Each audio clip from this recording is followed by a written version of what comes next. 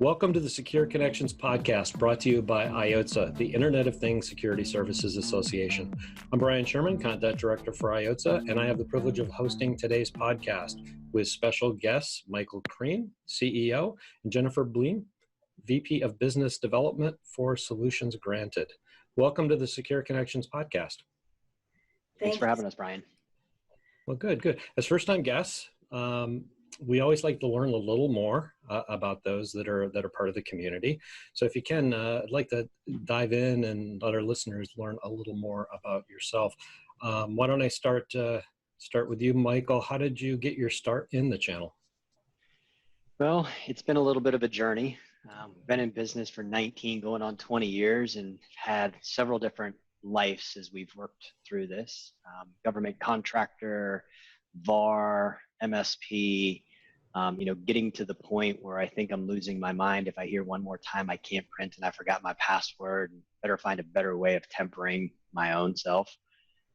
Worked our way into the security field, just seemed to be drawn to it, and started finding that there was many of the MSPs that we knew that were struggling, and they started asking us for help. And then really started to find out that this was a much better place, at least for me, realizing that, again, I hated that I can't print, forgot my password because there was no paper in there. A little bit of that drives me nuts, and found that really love supporting channel partners more than I like end users. Gotcha. Are you a self-proclaimed geek? I always like to ask that question too. Yes and no. Never thought I'd land here ever in my wildest dreams. I was in the Army for 9 years, did not do this in the Army at all. Came out, had a security clearance, got picked up to start working on what was called the defense messaging system. You really do nothing about computers, to be honest. And it just all started in 1997, and I find myself here today. So it's this story of dumb luck, I consider it.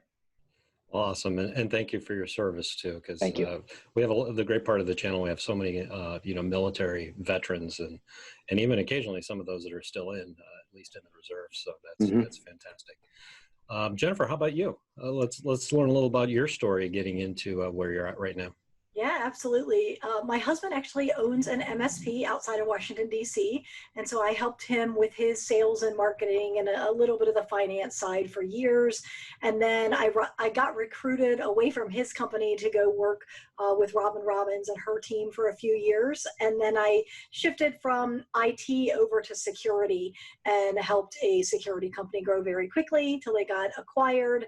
And then I had a little shift in what I was doing, and now I'm over here with Michael and his team, and I'm very passionate about helping IT companies learn how to package and sell cybersecurity and make sure they are doing it profitably. So that's a little bit of my story. Awesome. Yeah, that's one thing I notice a lot too is security in the DC area. It's kind of like, Israel too. There's a lot of Israeli companies. Because I think it develops out of the fact that there's a lot of things that need to be protected, and a lot of opportunities there too. So that's great. Why don't we start with, and I'll leave this up to you. Give us a brief overview of Solutions Granted and how you help MSPs. Michael, well, I think, you want to take that?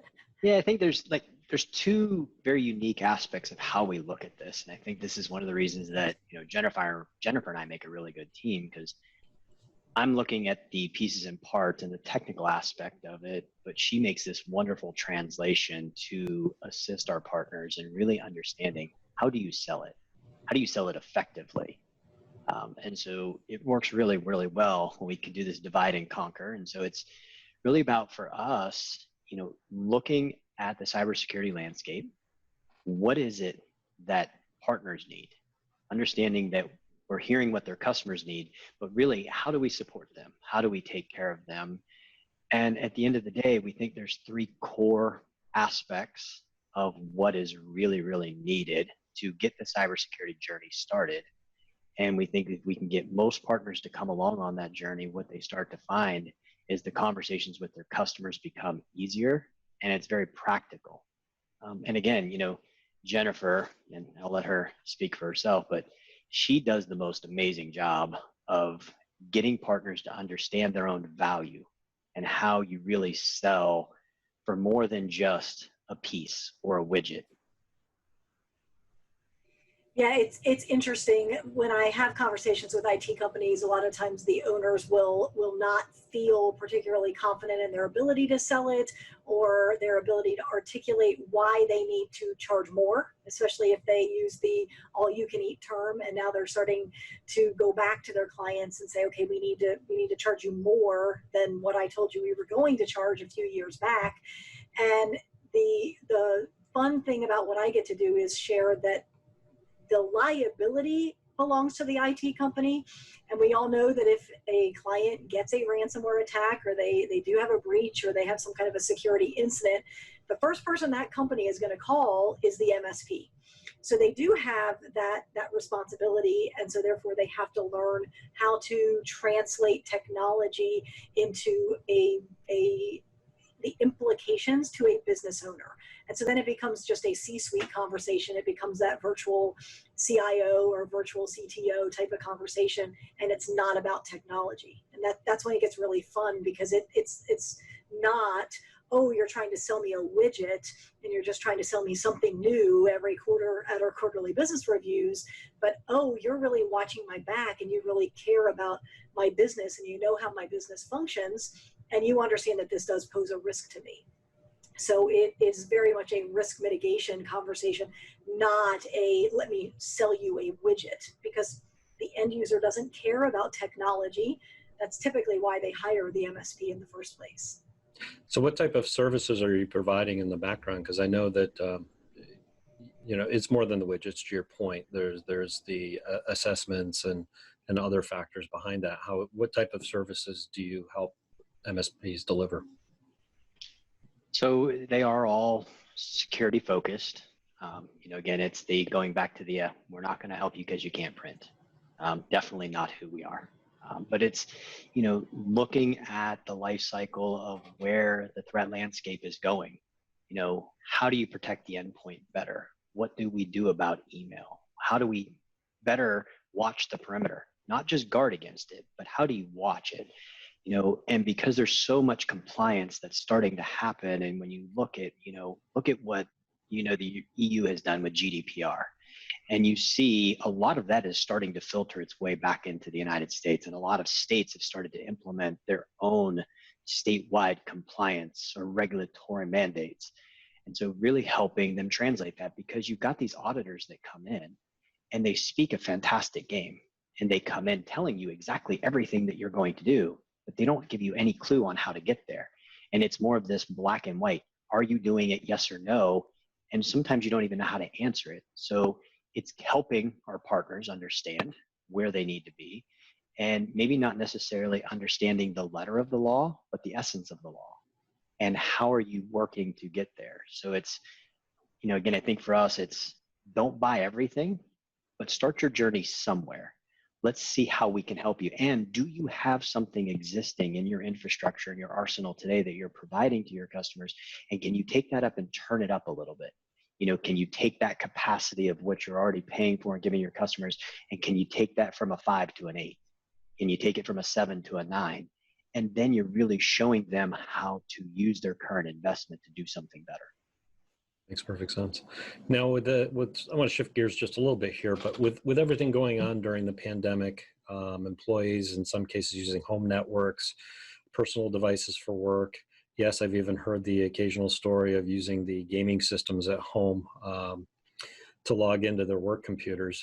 I'm not sure how that works, but I've been promised to show how that works. I'm pretty naive when it comes to that. But what are some of the biggest risks for the SMB with all of this shifting going on back and forth right now? I know the one thing that I have seen is just the dramatic increase in terms of phishing threats, specifically around COVID. And what's even more interesting, because I've heard a few people talking about that particular interest, phishing threats are going up, but I was looking at a few articles earlier this week, and there's actually been a 30,000% increase in terms of potential threats having to do with COVID. And so these could be everything from those phishing threats, but the vast majority of them are actually new domain purchases that have to do with Wuhan, testing kits, trends. And so the danger there is that if these are bad actors that are buying these domains, which many times it is, what they're going to do is spin up that domain so that they can create a phishing email and send it to the employees who are now at home and not behind the normal levels of protection that we have in place. So they're behind a home router, probably not a firewall. They aren't in their normal environment, so they're just off kilter a bit, which means they're, even on their best day, they're not great at hovering over a link or thinking before they click. And now we've put them in a different situation where they're working from their kitchen table, or they're at their dining room and their kids are in the background pounding on a drum. And so, and then we have an increased level of threats. So it's really this danger compounded upon danger, compounded upon danger. And I think that's one of the biggest threats that we've got for employees working from home right now, is just the danger of phishing and how much easier it's going to be to click on things because they're just not in their normal headspace. It's a very conducive environment for not making smart decisions, is what I hear pretty frequently. Well, the other thing too is I'm thinking the times I've been in an office is how much you talk with other people too. Is you don't have somebody in the next cubicle or the next office to go, hey, did you see this? Is this? There's nobody to lean on either, other than, and spouses don't want to hear about it typically. Significantly, my wife could care less when it came to this. So, and there's a lot of distractions as well. I mean, I can't tell you how many times I've been in a Zoom meeting and one of my kids thinks it's funny and they photobomb me and I can see them from behind me. And so I'm like, okay, enough of you, go away. I've had it, it's cute, it's fine. But then I'm distracted and I'm not paying attention the same way. So my awareness is a little bit reduced. So I think, that creates its own problem. And, I've heard some stories that aren't good. Yeah, it's a different time, and we'll probably be writing new books on cybersecurity for the next couple of years on some of the things that happen here.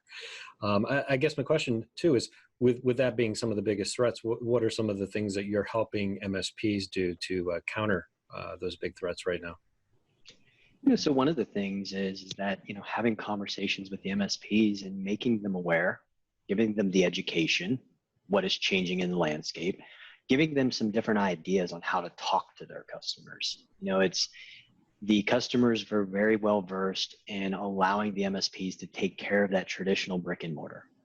Well, the walls have extended significantly, and they went from one brick and mortar to maybe 20 brick and mortars now. And the MSPs have to be able to articulate that well to their customer and make a shift themselves. You can't put a firewall on every single one of them, but what can you do? Can you offer to give them a better endpoint protection that will help in the chance of survival? Maybe now is the time that you can convince them that the email security is the right way to go. Because, when you hear about the trend and the stats that Jen just said, I mean, that's a significant amount of uptick that people are fear-mongering.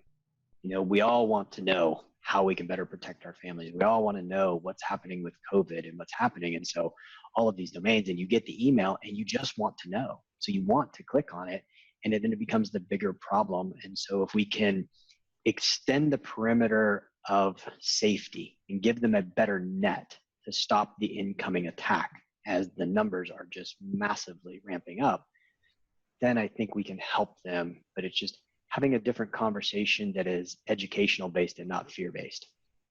Yeah, no, that definitely makes sense. And I know in the email, I was on a discussion with an MSP yesterday that they had to make sure they put a filtering solution for their email in place, because they realized that there was a lot of secure proprietary information the company had available to everybody working remotely that they couldn't prevent being sent out if they didn't have it in place. So it's things that they never thought about before. It's like, okay, now that we're looking at this, yeah, there's some other risks. What are some of the other ways, more common ways that businesses can be compromised, whether that's, with a remote workforce or even in the office right now? So one of the things that we continue to talk about, and unfortunately we've spoken about it for probably 6-7 years now, are some of the basics. So some things like open RDP ports continues to be a challenge, which at some level, I do scratch my head and wonder why that is the case. But I do understand that things happen and people get busy, and perhaps you open it so that someone can get to their online banking and you forget to secure it again when you're done. And some of that is certainly some policies and procedures. But I think the larger issue is, I still believe there are IT companies, MSPs, who don't truly believe it's a threat. They think that they are, that all of these vendors trying to sell them cybersecurity services, solutions, products are almost snake oil salesmen, and that it's just the next widget they need to buy. And they don't truly believe their clients are vulnerable. They don't truly believe that they are vulnerable until it happens to them. And so that's one of the big challenges we are seeing, is that just the basic multi-factor RDP ports, some of the basic things are still not being done to simply make it somewhat more difficult for the criminal to get into a network. So that's one of the challenges I continue to run into almost every week. I mean, patch management, I'm going to throw that on there. I mean, how many breaches have we seen? And big breaches, we're not talking little ones. So if it's happening to the big umpteen $1 million organizations, it's still a problem with the little organizations. The vendors are giving you these free fixes, and we do incident response work. And I can tell you for sure, and some of the ones that we've been involved recently, some of it we attribute to email, and some of it we still attribute to lack of patches. People just aren't doing the due diligence of, my RMM tool's got it, it's doing the patching, and they're just assuming that it's being done, but there's less checking, not as much validation. And, I think a long time ago, and it's almost going back to the way backups used to be done, you had to put your hand on the tape. You had to pull the tape out. You had to take the tape somewhere. You had to put the next tape in. So there was lots of checks and balances. But with the way backups are being done and the way patch management's now being done, well, the systems are kind of autonomous. They're just working. And so we get distracted by 800 different things, and we forget to put our eyes on it. AI is fantastic, but it needs human intervention. And that's where I think a lot of this continues to fail.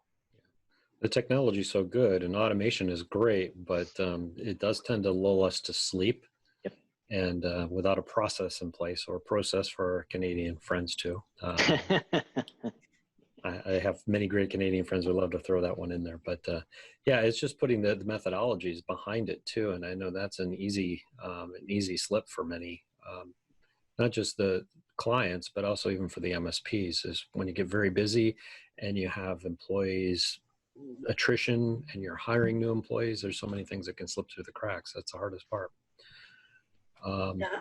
I think the one thing that you touched on is that a lot of MSPs are securing their clients to some level, and sometimes it's to a very good level, but they neglect to secure themselves, or they start to deploy all of the solutions and then they do get distracted. The landlord calls, the air conditioner goes out, the client server goes down, whatever the million things are that IT companies have to deal with every day, and they never finish deploying to themselves, because typically the MSP is the last in line, and we could all argue that they should be the first in line, and the argument would be correct and valid, but the reality is that often they are the last one to get deployed. And then is that being verified, or is there just an assumption that it happened? And often it is just an assumption that the project completed and that everybody has multi-factor and nobody has admin rights and everybody has the correct endpoint protection solution or solutions in place, and that isn't actually the case. So that is still a challenge that I'm hearing and seeing throughout the channel. Right. And you brought up multi-factor authentication. I think that's one area. I think I was on a discussion yesterday for about an hour talking about ways to help encourage clients to adopt it, not to be resistant. I think is probably the bigger or the better way of phrasing that is to not be too soft on pushing back, because you get a lot of clients that are pushing back and saying, we can't do this. We're in an industry where there are some exceptions, we realize, but what do you find as far as, best practices for multi-factor? How do you encourage businesses to make sure they're adopting it and not poo-pooing it and walking away? I think there was once upon a time I heard this gentleman, and I believe it was at a Robin Robbins event, and he was talking about defining the cost of the customer's data. And MSPs have a really hard time doing that to get them to understand. And the gentleman said, you don't put a $10 fence around a $100 horse. And you don't put a $1,000 fence around a $100 horse.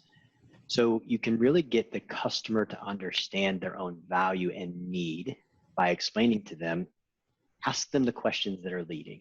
And this is what Jen is amazing at doing, and really gets them to think. And you're challenging them. And it's that awkward moment of silence that you don't have to answer every question and make them answer the question. And so once you get them to start understanding how much their data is valuable, you know, what is your burn rate? And they look at you crazy because they don't know what you mean. It's like, okay, so if you go down for X number of hours, how much are you paying your employees and where you go? There's your burn rate right there. Now quantify that. And so if I'm telling you, hey, let's put something in simple like Duo. So amazing. And you think it's going to be hard and you think it's going to slow you down, but you get this simple, easy pop-up on your phone and all you'd have to do is click accept and your two-factor starts to work. Or you're using LastPass and they have a similar feature. So it's really, you know, taking away the stigma of lost productivity by getting them to understand their own value and how much productivity they typically will really gain from that security. It really helps. I would add also explaining what that vulnerability is. You know, my analogy, this is actually a story from probably 6 years ago when my husband was trying to sell a standalone BDR way back when BDRs were not, they were brand new for the channel. And he was trying to articulate the value of the server in the closet. And the client didn't get it. They're just like, well, it's just a server. It's just like that big box. We don't care. And he's like, so if I pulled the plug on the server, what would that do to your business? And they said, nothing. And they happened to be a salon and spa. And he said, well, how do you collect money? And they're like, well, through our line of business application. He said, which lives? And they're like, I don't know. And he's like, on the server.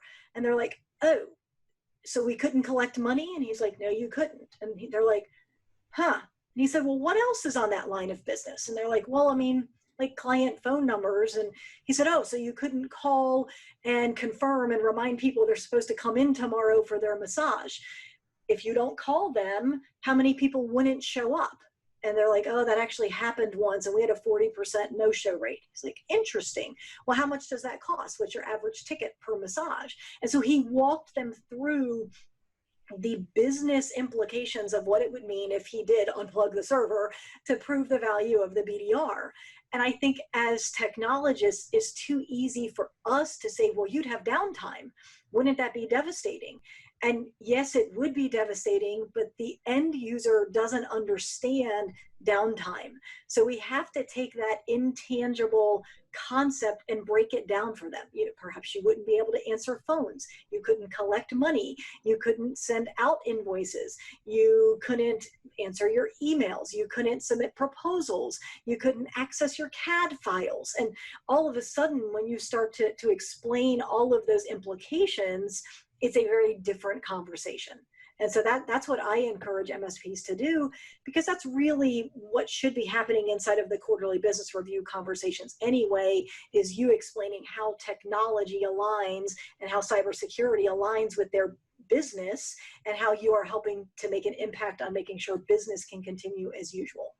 Yeah, they could, in many cases, they could care less about the technology. It's about, well, how does that affect my daily life? And that was part of the conversation yesterday. Is there was an end user that would literally spend 8 hours arguing with an MSP on why they weren't going to do it because they didn't have time to do it, and that would have been like a year's worth of time to log into the systems that they had. Right. It's control sometimes too. I think there's just people resistant to change, but that's a hard part. Going back to phishing, your phishing discussion earlier is the same thing with end user training, is making sure that they're following through with it. Again, it's a process of validating. And I think most of the tools these days are very helpful for that and give you good reporting to find out who's not doing it. But yeah, bringing it back to why it's important, I think as an industry, we can do much better that way. Yeah. So I'm also a big analogy guy, and I like telling partners, think about what's important to your customer. What industry are they in? Ask them about their mechanic. Do you go to your mechanic and you say to your mechanic, ooh, really not happy about that Craftsman tool that you're using, and I hear Snap-on is what you should be using? Or is it important, the tool, or is it the hand of the person who's operating the tool? And people get it.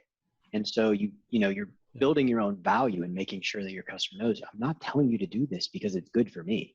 This is good for you. And as that subject matter expert, this is going to save you, which in turn will save me, because when the bad day inevitably comes, we're ahead of it. Yeah. Jennifer has me thinking, though, because I'm going back to the haircut and massage. That got me, because I'm thinking, wow, if I couldn't get a haircut and massage, wait, that's right, I can't get a haircut and massage right now. But yeah, so you can really feel what it would be like if you couldn't get the technology. Yes. Right. That's great. So with such a distributed workforce right now too, the work from home, we're seeing probably the adoption of that is going to be people going back to the office and coming back out. But we're hearing more and more companies, like I said, the larger ones like Facebook and others, saying they're going to, push for remote work. Many of the SMBs doing the same thing, in MSPs, even looking to the fact that, hey, do we need the real estate that we have right now? We can save a lot of money. And guess what? I think after 3 months, we can trust our employees now. Maybe not all of them. And there may be some things to put in place, like, productivity tools and screen time and all of those things. But how does compliance factor into the equation right now, and then moving forward with such a distributed workforce? I think that's one of the $1 million questions that everybody's asking right now. And, compliance doesn't care where you are. Compliance cares that you're doing the right thing. Jennifer had a great story that she had shared with me, and it was about some city. Was it, Jen, some F5 or something? Yeah, it was Joplin, Missouri. F5 tornado came down and just devastated the whole town. And I was part of a group that MSP shared the story with us of what happened in his town. And he literally drove over to his office that was flattened and picked up all of the servers for all of his medical clients so that he could demonstrate chain of custody. Because regardless of the fact that there was this devastating event that then was a tornado and today is a pandemic and who knows what it is tomorrow, the chain of custody still had to be demonstrated. And so that responsibility does not go away just because we're in the middle of a pandemic. Yeah. So I think it really goes back to are we looking at the essence of the law or the letter of the law? And for me, and what I think we're trying to advise people is, these are uncharted times. Nobody expected this. Nobody was really prepared for this. And so let's not worry about the letter of the law. And if we've got good auditors, and there's so many of them out there that are good, they're going to look at, what are you doing to try to do the right thing? Are you doing your best? Can you really say that you're trying to adhere to the essence of it? And if the answer is yes, then we're all taking care of it the way that we should.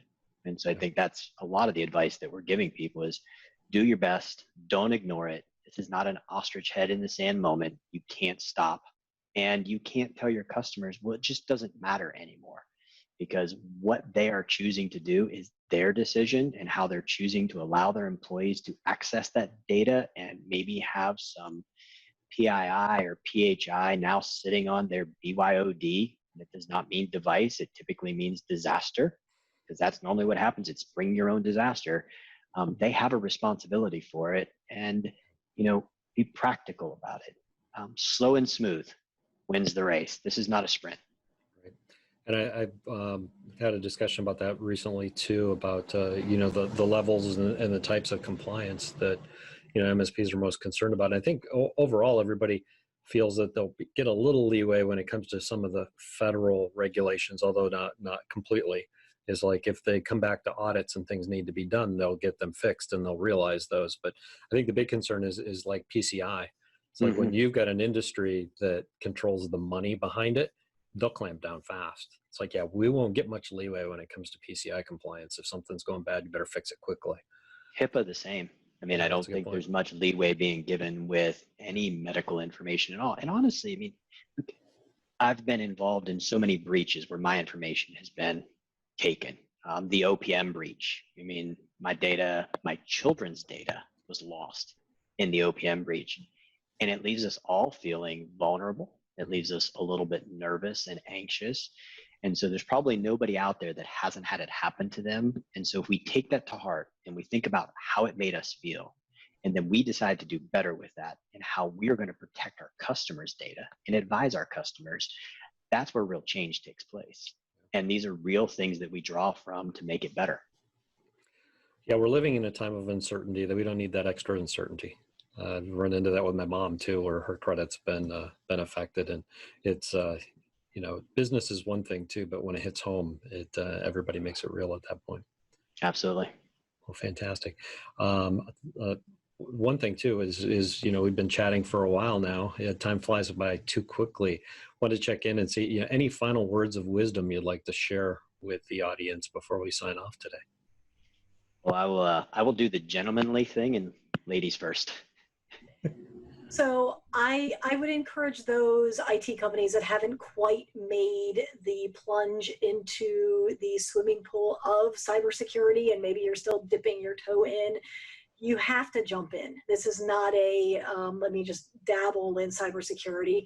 And then obviously you need to learn how to articulate the value and sell it to the end user customers, who are typically small business owners, because either you do and you therefore protect your clients, or you don't and your clients are then vulnerable, very likely to have a breach. And also you may lose those clients to a competitor who does come to them and have the conversation about cybersecurity. So that would be my parting advice, is to figure out your packaging, your pricing, and then go to market. Because if you don't, you're opening your business up and your clients up to a tremendous liability. And I think I'd piggyback on if you don't, someone will. There's plenty of organizations out there, whether they're really doing it or not. They have great messaging. They say they're doing it. And when the partner can't answer the yeses and start to articulate that and bring a strategy to the table, because security is a hot button topic, somebody's going to. And so if you can't build it for yourself, find somebody to partner with. There are so many really good managed security service providers out there, and some of them that are really focused on the channel. How do we give the MSP everything that they need so that they can secure their customers and sleep better at night, and give them more of the total package and not feel like they're out of their skin, they're not within their comfort zone. And I think people like us, there's a lot of us out there that are doing the right thing, that are here to help the channel. It's not as hard as it may seem. It's just the unknown that keeps a lot of partners paralyzed. Fantastic. And it's great advice, and we appreciate you coming on to talk about that today. One thing too is the solutions granted if you go to the vendor partner page on iotza.com, you'll find more information about them and how to connect with you both as well. On behalf of IOTZA, I'd like to thank Michael Crean and Jennifer Bleam from Solutions Granted for joining us today. One final note before we sign off: be sure to register for the IOTZA Beyond the Curve Cyberstream Series 2.0. It's a 3-day virtual conference that will run from 2 to 4:30 p.m. Eastern Time on July 7th, 8th, and 9th, with short educational tracks and a host of respected channel thought leaders leading the discussions. This free event is a must-see for every MSP. I'm encouraging everybody to go check it out, see what's on tap. And again, it's free. So we'd love to have you there. Each day has a different theme covering different aspects of an MSP's business. So best of all, the content's designed to best position your company for what comes next. And with all the uncertainty, we all need a little of what comes next. So register today at iotza.com. I want to thank you all. Stay safe and have a great day.